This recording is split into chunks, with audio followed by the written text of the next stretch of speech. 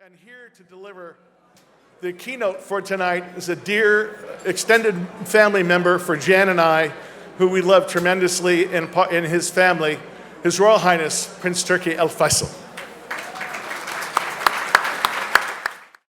But thank you. Thank you. Shukran. Thank you.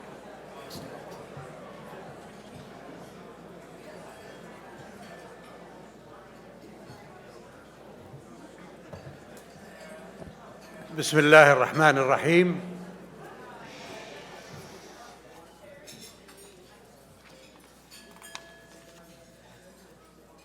Ladies and gentlemen, it is an honor to be here with you this evening and join you in the celebration of the 40th anniversary of the National Council on U.S.-Arab Relations. I extend my heartfelt gratitude to Dr. John Duke Anthony, who had the vision to establish this great institution and the wisdom to guide the Council through these many decades. John, where are you, John? Anyway, you'll get the message. We'll tell him. Okay. You have made an indelible mark on the world through your visionary leadership and unwavering commitment. It is with great admiration and respect that we celebrate your achievements this evening. When we think of pioneers, we think of individuals who possess the ability to see beyond the present, to imagine a brighter future, and to take bold steps towards making that vision a reality. John, you embody all these qualities and more. Through your perseverance and determination, you created an organization that has become a bridge of understanding, a center of knowledge, and a symbol of the power of constructive dialogue. But beyond your accomplishments, you have always remained humble, recognizing the contributions of others and acknowledging that true success is a collective achievement. You have shown us that one person can make a difference, that a small spark of inspiration can create a stronger, more enduring relationship between the United States and its Arab partners. And your legacy will continue under the leadership of Delano Roosevelt. Delano, the mission and values of this organization are literally written into your DNA. I am confident that you, at the helm of the Council, will continue to thrive and grow. Its influence will expand. And you will lead the Council to new heights. I wish God's blessings upon you, Delano, and great success in building the future of the Council. Ladies and gentlemen, my remarks this evening may be remarkable for just one thing. Most everything I say to you tonight will be something that you probably have heard before. Because the issue that has plagued the Middle East for decades, the Israeli-Palestine conflict, continues to recycle the same diatribes, the same debates without progress, without much change. It is a conflict that has led to many wars, costing tens of thousands of lives, and yet nothing has changed. Despite the passage of time and the countless efforts made towards peace, nothing has changed. We have witnessed cycles of violence, negotiations, and temporary ceasefires, only to see a return to the same patterns of hostility and distrust. The conflict persists, seemingly trapped in a perpetual state of stalemate. The underlying issues and grievances remain unresolved, and both sides continue to suffer the consequences. Over the years, numerous peace initiatives and negotiations have been attempted, each with its own set of promises and hopes. However, these efforts have often been derailed by Israel's failure to address the core issue at hand, which is providing the Palestinians their just rights in accordance with international law. It is the unlawful occupation by Israel of Palestinian land that lies at the heart of the conflict.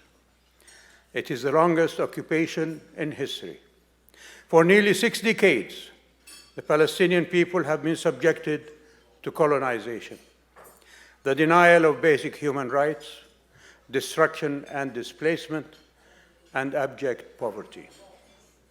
Since 2007, the Israeli blockade of Gaza has caused immense suffering to its inhabitants.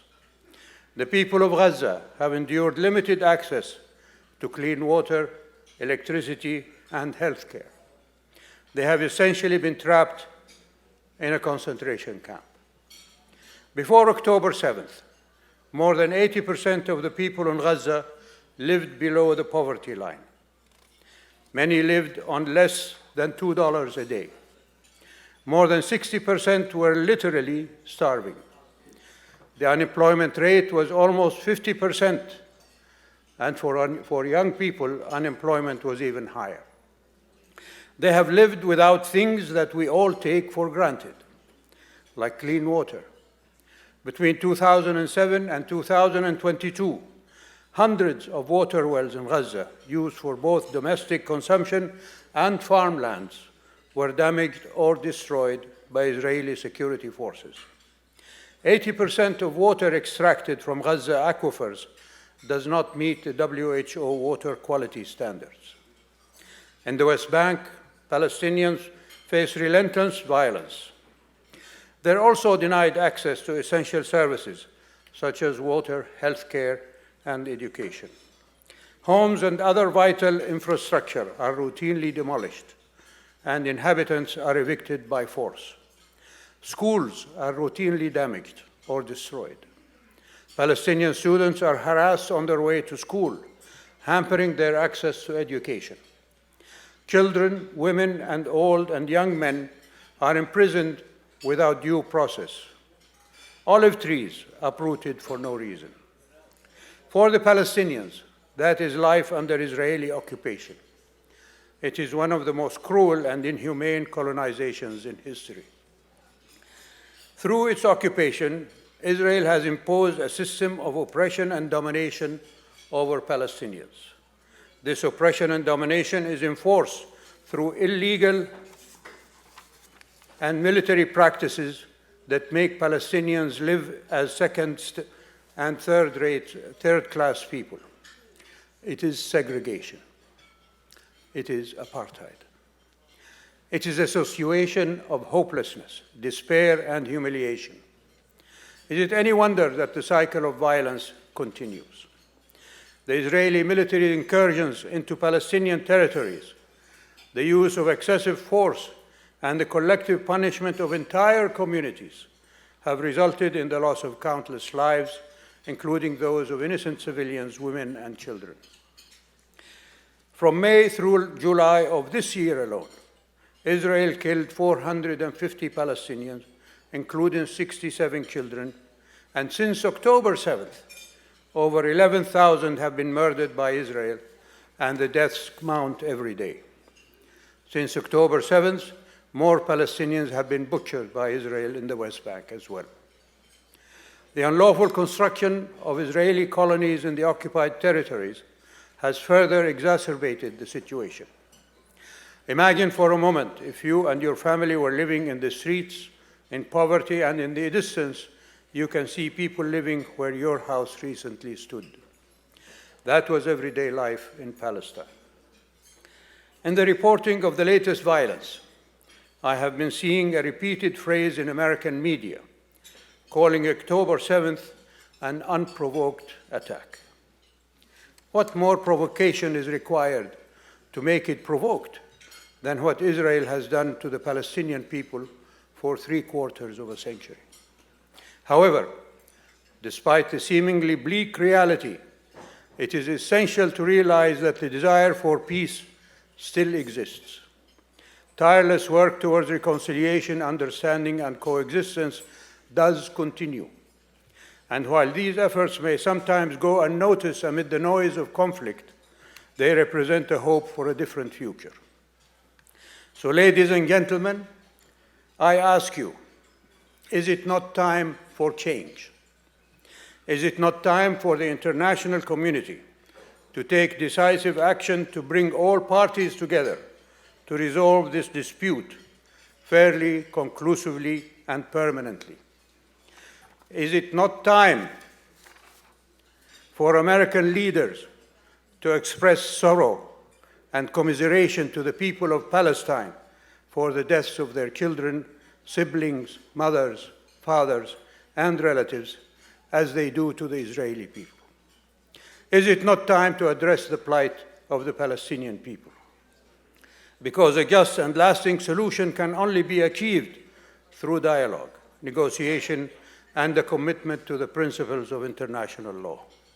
This includes the recognition of the right of the Palestinian people to self-determination and the establishment of an independent and sovereign Palestinian state with East Jerusalem as its capital.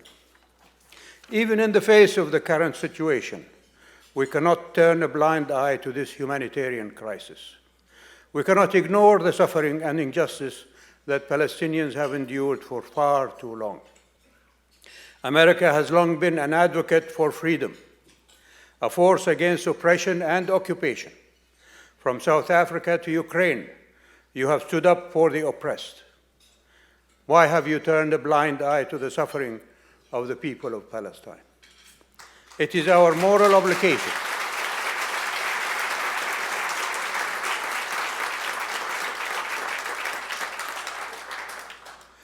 It is our moral obligation as human beings to stand up for the rights of all people, regardless of their nationality, religion, or ethnicity, including Palestinians. Does that mean that the horrific killing of civilians by Hamas is justified? No.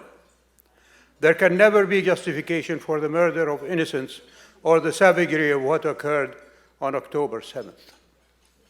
I condemn Hamas's targeting of civilians of any age or gender as it is accused of. These acts go against Islamic injunctions about harming civilians and desecrating places of worship. The loss of innocent Israeli lives is tragic and heartbreaking. There is no justification for the killing of innocents. And as the Quran says, whoever kills an innocent person, it is as if he has killed all of humanity. As this violence continues, humanity dies a little more every day. There are no heroes to this conflict. There are only victims. So I equally condemn Israel's indiscriminate bombing of innocent Palestinian civilians in Gaza and the attempt to forcibly drive them into Sinai.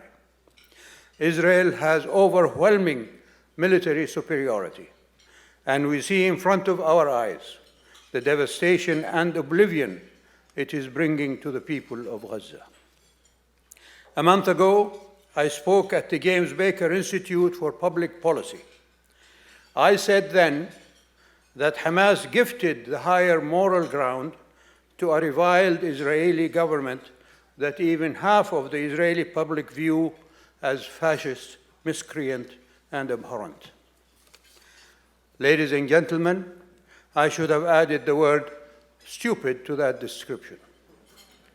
It is a stupid beast that since October 7th, that sorry excuse for what his admirers called the only democracy in the Middle East could not bring itself to hold the higher moral ground. Instead, by its beastly nature, it descended into its barbarous nature to wallow in the stench of its bloody, vengeful, and cruel murdering of innocent lives, not only in Gaza, but in the West Bank. Netanyahu invokes biblical annihilation of Palestinians by reminding Israeli citizens of God's wrath against the Malik. What more indication of his actions in Gaza? His arrogance led him to funnel financial aid to Hamas, and now Mr. Blinken is canvassing support for the post-Hamas governing of Gaza. Mr. Blinken, you should also consider a post-Netanyahu governing of Israel. He is as culpable as Hamas is in what is unfolding there. As we have witnessed in the past, the current violence will result in an uneven, disproportionate outcome in human suffering. Gaza is one of the most densely populated places in the world. It may be inevitable, if this violence continues, that we will see even more appalling number of civilian casualties. We need to ask ourselves, will the elimination of every member of Hamas change anything? No, it will not. Will the seizure of more land, building of more walls, tighter controls on Palestinian movements, will any of all that make Israel more secure? No, it will not. If you want to achieve a lasting peace, then end the occupation. Give Palestinians a pathway to a homeland so that two sovereign states can coexist peacefully with secure borders. President Biden said yesterday that the two-state solution is the end game to look forward to. I applaud him for that. But I hope that he walks the walk and not only talk the talk. The irony of October 7th is that Israel was funneling Qatari money to Hamas, believing that it could tame Hamas by facilitating Hamas's financial well-being. I condemn Hamas and Israel for the financing that was exchanged between them. As you know, Israel considers Hamas a terrorist organization. So it is really ironic that it was funneling money to a terrorist organization. The public discourse that has surrounded the events of October has been polarizing and far too one-sided. I recoil from Western politicians who shed tears when Israelis are killed by Palestinians, but refuse to even express sorrow when Israelis kill Palestinians. And how some media outlets have been covering the conflict has clouded any ability to see and understand its root causes, and in doing so, create yet another obstacle to any path to a lasting peace. Does my criticism of Israel make me pro-Hamas? No, it does not. Does it make me insensitive to the atrocities we have seen? No. I weep for the loss of all innocent life, regardless of their nationality or faith. I believe my comments only underscore one simple truth. Two wrongs do not make a right. The same holds for the Palestinians. While I believe all militarily occupied people have a right to resist their occupation, even militarily, war and violence are not the answer. I prefer the other option, which is civil resistance and disobedience. It brought down the British Empire in India and the Soviet Empire in Eastern Europe. This bloodletting must stop.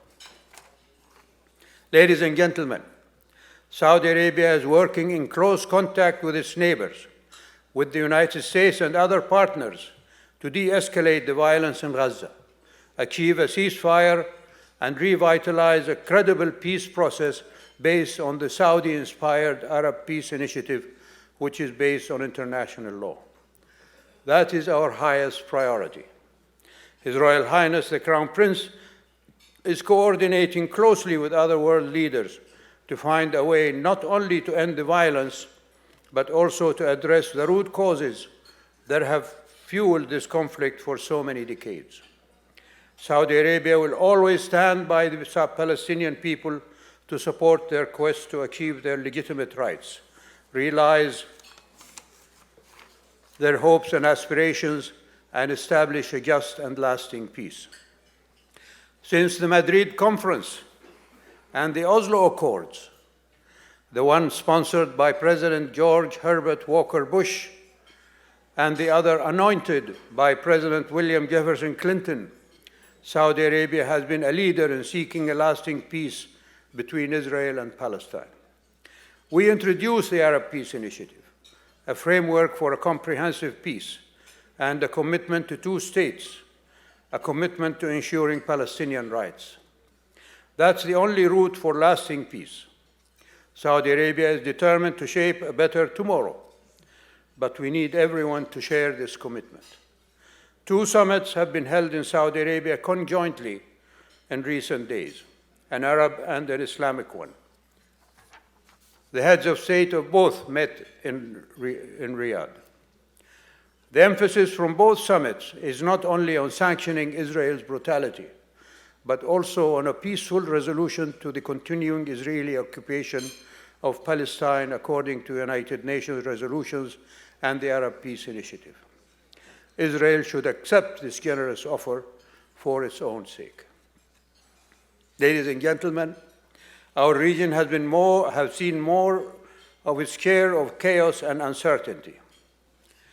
It has experienced decades of tension and conflict, seen legitimate governments undermined and destabilized, and witnessed millions of innocent men, women, and children suffer the consequences. But it doesn't have to be that way. As President John F. Kennedy once said, political leaders must learn from the mistakes and failures of the past and promulgate a foreign policy which can win the minds and hearts of people everywhere, which can command the support of our allies and enemies. And that is precisely what Saudi Arabia aims to accomplish. The Crown Prince's Vision 2030 program is Saudi Arabia's commitment to moderation, eliminating extremism, and unleashing Saudi and the region's economic potential. And it is working. In just 7 years, this vision is redefining life in the kingdom. Vision 2030 is diversifying our economy beyond oil with a commitment to sustainable technologies and energy. It is revolutionizing the place, the role, and the rights of every individual in society with a focus on women's empowerment. And it is generating new social and economic opportunities for young people. Vision 2030 is a blueprint for breaking old negative cycles and replacing them with positive practices, domestically and internationally. Because instability, extremism, disharmony, division are destructive cycles that hold back the full potential of the region. Our principles are to advance equality, and our priorities are to advance equality, to modernize our social life and laws in line with our values, to expand cultural, arts, and entertainment opportunities, and to improve the quality of life for every citizen, especially women and young people. We are addressing issues of intolerance, reforming our educational system, promoting interfaith dialogue, and applying a zero-tolerance approach to all forms of extremism. And we are welcoming and encouraging tourism with a spirit of openness and a commitment to greater cooperation and partnership. But we can't do this alone. Peace requires allies, and stability requires cooperation. Shared prosperity requires economic collaboration, and dialogue and negotiation cannot occur without partners. That is why the Saudi-US bilateral relationship is so important, because this partnership can help both nations work toward a more stable and secure Middle East and beyond. As the world grows interdependent, as transportation and technology shatter barriers between people and cultures, the entire world has become our backyard. Borders cannot keep us truly apart or cannot keep us truly safe. Only alliances, partnerships, negotiations, and investments in a better, healthier, more prosperous future can deliver the security and prosperity we all seek. Saudi Arabia is committed to being a leader in creating that future. When I think about our region, I tend to think less about the current challenges, which can seem overwhelming, and more about what is possible if we step outside the conflict of the moment and focus on what can be achieved. Peace, prosperity, stability, and opportunity. That should be our collective goal. And Saudi Arabia is prepared to work with one and all to make these goals a reality. Across the Middle East, we see a region of diversity and inclusivity that can compete with any region in the world and can truly serve as an engine of economic growth and human ingenuity, once set free from the traps of ideology and conflict. This is Saudi Arabia's vision of the future. And we look forward to continuing to work with the National Council on US-Arab Relations to help achieve that shared vision. My friends, are you not gratifyingly astounded, as I am, at the outpouring of the American people's support for and sympathy with the Palestinian people's yearning for independence from the yoke of Israeli occupation?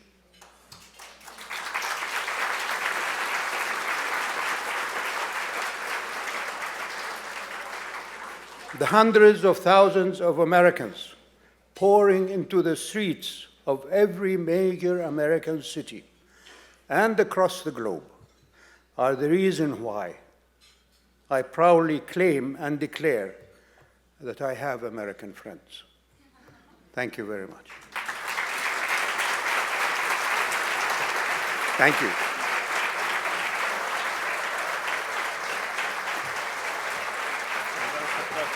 Just one second.